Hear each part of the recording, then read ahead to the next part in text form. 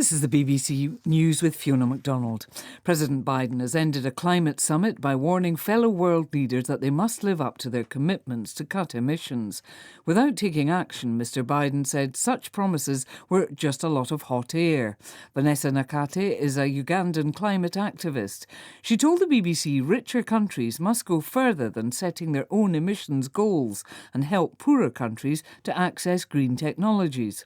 It's really a matter of recognizing the responsibility that they have to fund solutions to power different communities with renewable energy. Because in my country, we've been to communities and you talk to people about transitioning to solar energy, but many of them say it's expensive. An expert panel has recommended that the United States resumes the use of the Johnson & Johnson's coronavirus vaccine. Distribution of the single-dose jab was suspended earlier this month after reports of rare blood clots. Advisors to the Centres for Disease Control concluded that the benefits of the vaccine outweighed the risks. French leaders have paid tribute to a police clerk stabbed to death by a suspected Islamist at a police station near Paris. President Emmanuel Macron said the nation stood by the 49-year-old mother of two and said France would never yield to terrorism. Hugh Schofield reports from Paris. Shortly after 2 p.m, the officer was walking out of her police station in the affluent town of Rambouillet when, at the entrance, she was suddenly attacked by a man wielding a blade. He stabbed her twice in the throat before being shot by one of her colleagues. The attacker died a short time later in hospital.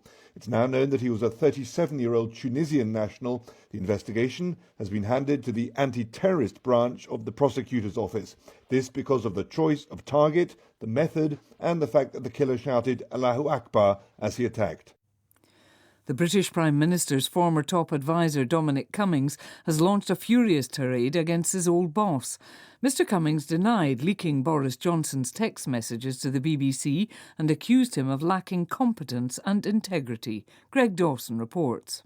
This statement is an explosive intervention from a man Boris Johnson used to count as one of his closest allies.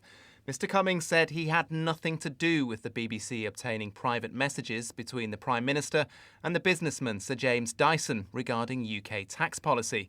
He goes further, not only denying being behind a leak in November regarding a second lockdown in England, but also accusing the Prime Minister of not wanting an inquiry into the matter as it could cause him personal difficulties because one of the potential suspects was a close friend of his partner, Carrie Simons. A senior government official says those allegations are false. BBC News. There are fears oxygen supplies have run out on an Indonesian submarine that went missing off the coast of Bali on Wednesday.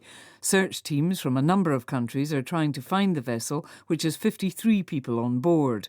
The Indonesian authorities previously warned it had enough oxygen to last until the early hours of Saturday morning. The Biden administration is preparing to make an announcement on Saturday about the massacres of Armenians by Ottoman Turks more than a century ago. There's been speculation that Mr Biden will recognise the killings during the First World War as genocide, a reversal of long-standing US policy. Turkey has always denied that the killings amounted to genocide. The British socialite Ghislaine Maxwell has pleaded not guilty to new charges of sex trafficking at a court in New York. She's accused of helping the convicted paedophile Jeffrey Epstein recruit, groom and sexually abuse girls. Neda Tawfiq reports from New York. Ghislaine Maxwell demanded to appear in person to answer the criminal charges against her. All of her court proceedings until now have been remote due to the COVID pandemic. She spoke briefly, saying that she had read the charges against her, and then her lawyer entered a plea of not guilty on her behalf. Her family has argued in the past that her treatment in prison has amounted to torture.